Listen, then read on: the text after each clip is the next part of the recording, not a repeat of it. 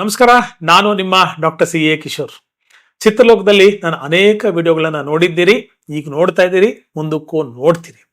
ನಿಮ್ಮ valid inputs, comments, like, share and subscribe Chitraloka. ಸಂಪರ್ಕದಲ್ಲಿರೋಣ. ನಮಸ್ಕಾರ. ಡಯಾಬಿಟಿಕ್ನವರಿಗೆ ತೂಕ ಮತ್ತು ಊಟ ಯಾವ ರೀತಿ ಇರಬೇಕು? ಡಯಾಬಿಟಿಸ್ ಅವರು ಊಟ ಅಂದ ತಕ್ಷಣ ತುಂಬಾ ಸಿಂಪಲ್ ಊಟ. ಇಂಥ ತಿನ್ಬೇಕು, ಇಂಥ ತಿನ್ನಬಾರ್ದು ಅಂತಿಲ್ಲ. ನಾವೇನಕೊಂಡ್ಬಿಡ್ತೀವಿ, ಅನ್ನ ತಿನ್ಬೇಕು ಅಥವಾ ನಾನು ಅನ್ನ ಬಿಟ್ಟು ಬೇರೆ ಏನೂ ತಿನ್ನಕ್ಕಾಗಲ್ಲ ಅಂತ. ಅನಂತಪುರದವನು ಅನ್ನನೇ ತಿಂತಿದ್ದ, ಜೋಧ್ಪುರದವನು ಜೋಳನೇ ತಿಂತಿದ್ದ. ಇವತ್ತಿನ ಥರ ಅಷ್ಟೊಂದು ಆಪ್ಷನ್ಸ್ ಇರ್ತಾ ಇರಲಿಲ್ಲ. What you have near you, what you grow near you, regional and seasonal, ಅದಕ್ಕೆ ನಾವು ಅಳವಡಿಸ್ಕೊಳ್ಬೇಕು. ಇವತ್ತು ಏನೇನೋ ಸೂಡೋ ಡಯಟ್ಗಳು ಬಂದಿದೆ, ಅದ್ರ ಬಗ್ಗೆ ಮಾತಾಡ್ತಕ್ಕಂತಹ ಸಮರ್ಥತೆ ನನಗಿಲ್ಲ. ಆದರೆ ಸಿಕ್ಕಾಪಟ್ಟೆ ಉಪವಾಸ ಮಾಡೋದು ಸಿಕ್ಕಾಪಟ್ಟೆ ತಪ್ಪು, ಖಂಡಿತವಾಗ್ಲೂ ತಪ್ಪು. ಯಾಕಂದ್ರೆ ಶುಗರ್ ಕಮ್ಮಿ ಆಗ್ಬಿಟ್ರೆ ಒಂದು ಅರ್ಥ ಮಾಡ್ಕೊಳ್ಳಿ, ಶುಗರ್ ಜಾಸ್ತಿ ಆದಾಗ ಕಂಟ್ರೋಲ್ ಮಾಡ್ಬೋದು, ಅದು ಲಾಂಗ್ ಟರ್ಮ್ ಕಾಂಪ್ಲಿಕೇಶನ್ಸ್. ಶುಗರ್ ಕಮ್ಮಿ ಆಗೋಗ್ಬಿಟ್ಟಾಗ ಅದಕ್ಕೆ ಹೈಪೋಗ್ಲೈಸಿಮಿಯಾ ಅಂತ ಕರಿತೀವಿ. ಯಾವಾಗ ಶುಗರ್ ಟಕ್ ಅಂತ ಹಿಂಗೆ ಬಿದ್ದೋಗ್ಬಿಡುತ್ತೆ, the gone state of coma, ಎಲ್ಲ ಹೈಪಾಕ್ಸಿ ಆಗ್ಬಿಡುತ್ತೆ, ಆಕ್ಸಿಜನ್ ಸಪ್ಲೈ ಬ್ರೈನ್ಗೆ ಆಗಲ್ಲ, ಎಲ್ಲ ಕತ್ಲೆ ಕಾಣುತ್ತೆ, ಏನು ರಿಯಾಕ್ಟ್ ಮಾಡ್ಬೇಕು ಗೊತ್ತಿಲ್ಲ. ನೀವೆಲ್ಲ ನೋಡಿರ್ತೀರಿ, ರೈಲ್ವೆ ಸ್ಟೇಷನ್ ಹಿಂಗಿದ್ದ ಹಂಗೆ ಬಿದ್ದೋಗ್ಬಿಟ್ಟ, ಬಸ್ಸಲ್ಲಿದ್ದ ಹಂಗೆ ಬಿದ್ದೋಗ್ಬಿಟ್ಟ, ಕ್ಯಾಮ್ರಾ ಮುಂದೆ ಮಾತಾಡ್ತಿದ್ದ ಹಂಗೆ ಕುಸ್ಬಿಟ್ಟೋಗ್ಬಿಟ್ಟ ಅಂತ. ಯಾಕೆ ಕುಸ್ಬಿಟ್ಟೋಗ್ಬಿಡ್ತಾರೆ? ಒಬ್ಬ ಡಯಾಬಿಟಿಕ್ನ ಬಳತಕ್ಕಂತಹ ವ್ಯಕ್ತಿ ಅಂದ್ರೆ ಶುಗರ್ ಲೆವೆಲ್ ತನ್ನ ನಾರ್ಮಲ್ಸ್ಗಿಂತ ಕೆಳಗೆ ಹೋಗ್ಬಿಟ್ಟಾಗ ಬಿದ್ದು ಹೋಗೋ ಸಾಧ್ಯತೆಗಳು ತುಂಬಾ ಜಾಸ್ತಿ ಇರ್ತವೆ. ಏನ್ ಮಾಡ್ಬೇಕು ಅಂತ ಟೈಮಲ್ಲಿ ಸಿಂಪಲ್ ಆಗಿ ಒಂದು ಚಿಟಿಕೆ ಅಂದ್ರೆ ಒಂದು ಗೋಲೆ ಗಾತ್ರದ ಬೆಲ್ಲವನ್ನ, ನಿಮ್ಗೆ ಶುಗರ್ ಲೋ ಆಗ್ತಾ ಇದೆಯಾ ಹೈ ಆಗ್ತಾ ಇದೆಯಾ ಗೊತ್ತಿಲ್ಲ, ಆದ್ರೆ ನಂಗೇನೋ ಸಂಕಟ ಆಗ್ತಿದೆ, ಅಯೋಮಯವಾಗ್ತಿದೆ, ಕಣ್ ಕತ್ಲೆ ಬರ್ತಿದೆ ಅಂದಾಗ ಜೇಬಲ್ಲಿ ಒಂದು ಪುಟ್ಟ ಬೆಲ್ಲದ ಉಂಡೆ ಇಟ್ಕೊಳ್ಳಿ. ಕರಿ ಬೆಲ್ಲ ತುಂಬಾ ಒಳ್ಳೇದು. ಕರಿ ಬೆಲ್ಲದ ಉಂಡೆನ ಟಕ್ಕಂತ ಬಾಯಲ್ಲಿ ಇಟ್ಕೊಂಡ್ಬಿಟ್ಟು ಒಂದು ಬಹು ಬೇಗ ಅದಾಗದೆ ಕರಗ ಬಿಡ್ಬೇಡಿ, ಚೆನ್ನಾಗಿ ಅಗದು ಒಂದು ದೊಡ್ಡ ಲೋಟ ನೀರು ಕುಡಿರಿ. ಅಕ್ಕಪಕ್ಕದಲ್ಲಿ ಎಳ್ನೀರು ಲಭ್ಯ ಇದ್ರೆ ಚೆನ್ನಾಗಿ ಲಭ್ಯ ಇರತಕ್ಕಂಥ ಫ್ರೆಶ್ ಎಳ್ನೀರನ್ನ ಕುಡಿದ್ಬಿಡಿ. ಅಂತ ಟೈಮಲ್ಲಿ ಹಣ್ಣುಗಳಿದ್ರೆ ಇಮಿಡಿಯೇಟ್ಲಿ ಹಣ್ಣು ತಿನ್ನಿ. ಫ್ರೂಟ್ಸ್ ಬಗ್ಗೆ ಹೇಳಲೇಬೇಕು.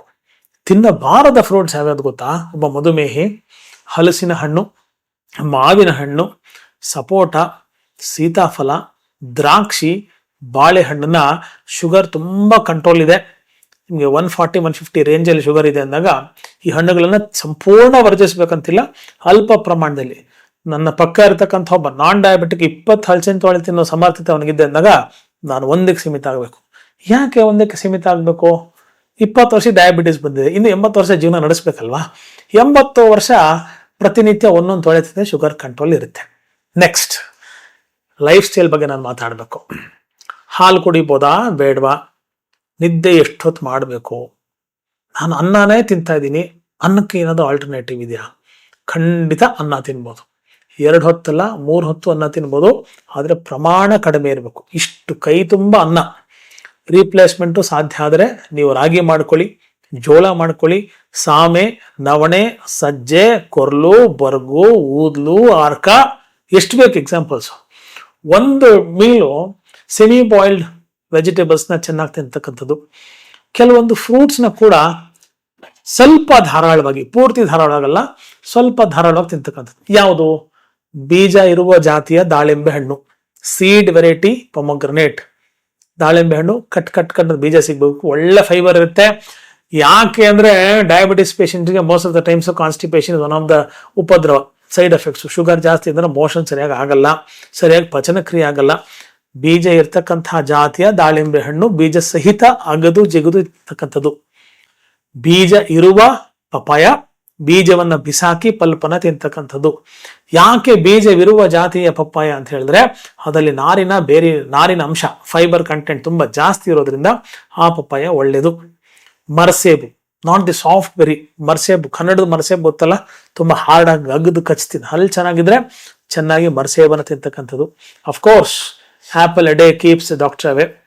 ಚೆನ್ನಾಗಿ ವ್ಯಾಕ್ಸ್ ಇಲ್ಲದೆ ಇರತಕ್ಕಂಥ ದೇಸಿ ಆ್ಯಪಲ್ಲು ಚೆನ್ನಾಗಿ ತೊಳೆದು, ಸ್ವಲ್ಪ ಉಪ್ಪು ಅರಿಶಿಣದಲ್ಲಿ ತೊಳೆದು, ಆ ಮೇಣ ಅಂಟು ಇಲ್ಲದೆ ಇರತಕ್ಕಂಥ ಆ್ಯಪಲ್ನ ಸಿಪ್ಪೆ ಸಮೇತ ಇದ್ದ ಪಕ್ಷದಲ್ಲಿ ಸಿಪ್ಪೆ ರಹಿತವಾಗಿ ಆ್ಯಪಲ್ನ ತಿಂತಕ್ಕಂಥದ್ದು. Citrus fruits always good. ಮೂಸಂಬಿ, ಆರೆಂಜ್, ತರ್ಬೂಜ್ ಕೂಡ ನೀವು ಸೀಡ್ ವೆರೈಟಿ, ಸೀಡ್ಲೆಸ್ ಅಲ್ಲ, ಪಟ್ಟಾಪಟ್ಟಿ ತರಬೂಜ್, ನಾಟ್ ದಿ ಹೋಲ್ ಕಲರ್, ಪಟ್ಟಾಪಟ್ಟಿ ನಾಟಿ ತರಬೂಜ್ ಬರುತ್ತಲ್ಲ, ಅದನ್ನು ಕೂಡ ಬೀಜವನ್ನು ಬಿಸಾಕಿ ಆ ಪಲ್ಪನ್ನ ಸುಮಾರು 200 - 250 ಗ್ರಾಮು ಶುಗರ್ ಕಂಟ್ರೋಲ್ ಇರ್ತಕ್ಕಂಥವ್ರು ಆ ರಸವನ್ನ, ಆ ಹಣ್ಣಿನ ಸ್ವಾದವನ್ನ ಆಸ್ವಾದನೆ ಮಾಡ್ಕೊಳ್ತಕ್ಕಂಥ ಶಕ್ತಿ ಖಂಡಿತವಾಗ್ಲೂ ಇದೆ. ವಾಟರ್ ಮೆಲನ್ ತಿನ್ಬೋದಾ? ಕಲ್ಲಂಗಡಿ ಹಣ್ಣು ಖಂಡಿತ 200 - 250 gram per day sugar control ಇದ್ರೆ ಆ ರಸವನ್ನ, ಆ ಹಣ್ಣಿನ ಸ್ವಾದವನ್ನ ಆಸ್ವಾದನೆ ಮಾಡ್ಕೊಳ್ತಕ್ಕಂಥ ಶಕ್ತಿ ತುಂಬಾ ಒಳ್ಳೇದು. ನಲ್ಲಿಕಾಯಿ ತಿಂದ್ರೆ ಹೇಗೆ ಸರ್? ಸ್ವಲ್ಪ ಹೊಗರು, ಹುಳಿ ಹುಳಿ, ಹೇಗೆ? ನಿತ್ಯ ರಸಾಯನ ರೀ. ಎಲ್ಲ ರಸಗಳನ್ನ ಆಯನ ಅಂದ್ರೆ ವೃದ್ಧಿ ಮಾಡ್ತಕ್ಕಂಥದ್ದು. ರಸ, ರಕ್ತ, ಮಾಂಸ, ಮೇದ, ಅಸ್ಥಿ, ಮಜ್ಜ, ಶುಕ್ರ ಸಪ್ತ ಧಾತುಗಳನ್ನ ಪುಷ್ಟೀಕರಿಸ್ತಕ್ಕಂಥ ಏಕಮೇವ ಅದ್ವಿತೀಯ ದ್ರವ್ಯ ನಮ್ಗೆ ಯಾವ್ದಾರು ಇದೆ ಅಂದ್ರೆ ಡಯಾಬಿಟಿಸ್ ಡೇನೂ ನವೆಂಬರು, ಕಾರ್ತಿಕ್ ಮಾಸನೂ ನವೆಂಬರು, ನಲ್ಲಿಕಾಯಿ ಸೀಸನ್ನು ನವೆಂಬರು. ಭಗವಂತ ನೋಡಿ ಎಂಥ ಒಂದು ಸಿಂಕ್ ಮಾಡಿಟ್ಟಿದ್ದಾನೆ ಅಂತ. ಚೆನ್ನಾಗಿ ನಲ್ಲಿಕಾಯಿನ ನಾವು ಈ ಸಂದರ್ಭದಲ್ಲಿ ಸೇವನೆ ಮಾಡ್ತಾ ಬರ್ತಿದ್ರೆ ಶುಗರ್ನ ಕಂಟ್ರೋಲ್ ಬರ್ಲಿಕ್ಕೆ ತುಂಬಾ ಹೆಚ್ಚಿನ ರೀತಿಯಲ್ಲಿ ಅನುಕೂಲ ಆಗುತ್ತೆ. ಬೇರೆ ಸೀಸನ್ ಅಲ್ಲಿ ಕೂಡ ಅದು ಒಣಗಿರತಕ್ಕಂತಹ ಭಾಗ, ತುಂಬಾ ಡ್ರೈಡ್ ನಲ್ಲಿಕಾಯಿನ ಕೂಡ ನಾವು ಪುಡಿ ಮಾಡಿ ಸೇವನೆ ಮಾಡ್ತಕ್ಕಂಥದ್ದು ತುಂಬಾ ಒಳ್ಳೇದು. ತಿನ್ನಬಾರದ ತರಕಾರಿಗಳು ಯಾವುದು? ಇದು ತುಂಬಾ ದೊಡ್ಡ ಪ್ರಶ್ನೆ. ನಮ್ಮಲ್ಲಿ ಸಾಂಬಾರಿಗೆ ಆಲೂಗಡ್ಡೆ ಹಾಕಿಬಿಟ್ಟಿದ್ದಾರೆ ಸರ್, ನೀವು ಬೇಡ ಅಂದ್ರೆ ಅದಕ್ಕೆ ಸಾಂಬಾರ್ಲಿ ಆಲೂಗಡ್ಡೆ ತೆಗೆದಿಟ್ಬಿಟ್ಟು ತಿಂದೆ ಅಂತ. ಬಿರಿಯಾನಿಲಿ ಚಿಕನ್ ಪೀಸ್ ಎತ್ತಿಟ್ಬಿಟ್ಟು ಬರೀ ರೈಸ್ ತಿಂದ್ರೆ ಆ ಬಿರಿಯಾನಿ ಅಂಶ, ಆ ಚಿಕನ್ ಅಂಶ ಎಲ್ಲ ಅನ್ನಕ್ಕೆ ಹೋಗಿರೋದ್ರಿಂದ ಅಷ್ಟು ನ್ಯೂಟ್ರಿಯೆಂಟ್ಸು, ಅಷ್ಟು ಚಿಕನ್ ಒಳಗೆ ಹೋದ ಹಾಗೆ. ಹಾಗಾಗಿ ನೀವು ಯಾವ ತರಕಾರಿನ ಬಳಸ್ತೀರಿ, ಯಾವ ತರಕಾರಿನ ಬಳಸಲ್ಲ ಅನ್ನೋದು ತುಂಬಾ ಚೆನ್ನಾಗಿ ಯೋಚನೆ ಮಾಡಬೇಕು. ತಿನ್ನಬಾರದ ತರಕಾರಿಗಳು ಆಲೂಗಡ್ಡೆ, ಗೆಣಸು, ಸಿಹಿ ಕುಂಬಳ, ಟೊಮೆಟೊ ಟು ಸರ್ಟನ್ ಎಕ್ಸ್ಟೆಂಟ್ ಕಡಿಮೆ ಮಾಡಿ, ಪೂರ್ತಿ ಬಿಡ್ಬೇಕಂತಿಲ್ಲ. You have the best alternative of ಹುಣಸೆ ಹಣ್ಣು, ಪುನರ್ ಪುಳಿ, ಕೋಕಮ್ಮು ಆಲ್ಟರ್ನೇಟಿವ್ಸ್ ಖಂಡಿತ ಇದೆ. ಈ ಥರದ ತರಕಾರಿಗಳನ್ನ ನಾವು ಸ್ವಲ್ಪ ದಿವಸ ಸ್ಟಾಪ್ ಮಾಡ್ತಕ್ಕಂಥದ್ದು. ಶುಗರ್ ಜಾಸ್ತಿ ಇದ್ರೆ ಕಂಟ್ರೋಲ್ ಬರಲಿಕ್ಕೆ, ಕಂಟ್ರೋಲ್ ಇದ್ದರೆ ಮತ್ತಷ್ಟು ಮಗದಷ್ಟು ನಾರ್ಮಲ್ಸಿಗೆ ತಂದು ಕೊಡಕ್ಕೆ ಈ ಪಥ್ಯಗಳು ಬಹುದೊಡ್ಡ ಪಾತ್ರವನ್ನು ವಹಿಸುತ್ತೆ. ಪಥ್ಯ ಅಂದ ತಕ್ಷಣ ಇಷ್ಟ ಇರ್ತಕ್ಕಂಥ ಆಹಾರಕ್ಕೆ ಡಾಕ್ಟರ್ ಕಿಶೋರ್ ಕಡಿವಾಣ ಹಾಕ್ಬಿಟ್ಟು ಅಂತಕ್ಕಂಥ ಅಪವಾದ ಬೇಡ. ಪತಾಯ ಹಿತಂ ಪಥ್ಯಂ ಅಂತ ಕರಿತೀವಿ. ಅಂದ್ರೆ ಯಾವುದು ಇಂಟರ್ನಲ್ ಪಾತ್ವೆ, ಸ್ರೋತಸ್ಸು, ಇಂಟರ್ನಲ್ ದಾರಿಗೆ, ಅವಯವಗಳಿಗೆ ಯಾವುದು ದಾರಿಯೋ ಅದಕ್ಕೆ ಪತಾಯ ಹಿತಂ, ರಸ್ತೆಗೆ ಒಳ್ಳೆದು ಪಥ್ಯ ಅಂತ ಕರಿತೀವಿ. ಇವೆಲ್ಲ ಸ್ವಲ್ಪ ದಿವಸ ಸರಿಸಿ. ಜೀವನ ಇನ್ನು ತುಂಬಾ ಇದೆ. ತುಂಬಾ ಆರೋಗ್ಯಕರವಾದಂತಹ ಬದುಕು ನಡೆಸಬೇಕು ಅಂದ್ರೆ 4 ಸೆಕೆಂಡ್ ನಾಲಿಗೆ ರುಚಿಗೆ 40 ವರ್ಷದ ಜೀವನನ ಅಡ ಇಡಬಾರದು. ಹಾಗಾಗಿ ಈ ಥರದ ತರಕಾರಿಗಳು ಬೇಡ. ಯಾವ ತರಕಾರಿ ಒಳ್ಳೇದು? ಇದು ಪ್ರಶ್ನೆ. ಎಲ್ಲ ಜಾತಿ ಸೊಪ್ಪುಗಳು, ಕೊತ್ತಂಬರಿ ಸೊಪ್ಪು, ಕರಿಬೇವಿನ ಸೊಪ್ಪು, ಚಿಕ್ಕರಿಬೆ ಸೊಪ್ಪು, ಪಾಲಕ್ ಸೊಪ್ಪು, ಗೋಂಗೂರ ಸೊಪ್ಪು, ಅನೇಕ ಅನೇಕ ಅನೇಕ ಸೊಪ್ಪುಗಳಿದೆ. ಬಸ್ಲೆ ಸೊಪ್ಪು, ಎಲ್ಲ ಸೊಪ್ಪುಗಳನ್ನು ಹೇರಳವಾಗಿ ಒಬ್ಬ ಮಧುಮೇಹಿ ತಿನ್ನಬಹುದು. ಅದರಿಂದ ಕ್ಯಾಲರೀಸು ಜಾಸ್ತಿ ಆಗುವುದಿಲ್ಲ. ತರಕಾರಿಗೆ ಬಂದಾಗ ಹಾಗಲಕಾಯಿ ಸರ್ವಶ್ರೇಷ್ಠ. ಆಮೇಲೆ ಇನ್ನಿತರ ತರಕಾರಿಗಳು ಹೀರೆಕಾಯಿ, ಸೋರೆಕಾಯಿ, ತೊಂಡೆಕಾಯಿ, ಬೆಂಡೆಕಾಯಿ, ತುಪ್ಪದ ಹೀರೆಕಾಯಿ. ಅಂಡ್ ಅಗೈನ್ ಬೆಂಡೆಕಾಯಿ is also one of the best vegetables for a diabetic, for him to get sugar to control. ತುಂಬ ಚೆನ್ನಾಗಿ ಫೈಬರ್ಸ್ ಇರುತ್ತೆ. ನೀವು ನಾರು ಬೇರು ಸೊಪ್ಪು ಸೊಗದೆಯನ್ನು ಚೆನ್ನಾಗಿ ತಿಂತಾ ಇದ್ದಾಗ ಶುಗರ್ ತುಂಬ ಚೆನ್ನಾಗಿ ಫೈಬರ್ ಕಂಟೆಂಟ್ ಇರೋದ್ರಿಂದ ಮೆಟಬಲೈಸ್ ಆಗುತ್ತೆ. ಪೆರಿಫರಲ್ ಯೂಟಿಲೈಸೇಷನ್ ತುಂಬ ಚೆನ್ನಾಗುತ್ತೆ. ಶುಗರ್ ಕಂಟ್ರೋಲ್ ಬರೋಕ್ಕೆ ಆಸ್ಪದ ಆಗುತ್ತೆ. ಅಂಡ್ ಯಥಾ ಬ್ರಹ್ಮಾಂಡ ತಥಾ ಪಿಂಡಾಂಡ ಅಂತ ಸಂಸ್ಕೃತದಲ್ಲಿ ಹೇಳ್ತೀವಿ. ಬ್ರಹ್ಮಾಂಡ ಹೇಗಿದೆ, ಪಿಂಡಾಂಡವು ಹಾಗಿದೆ.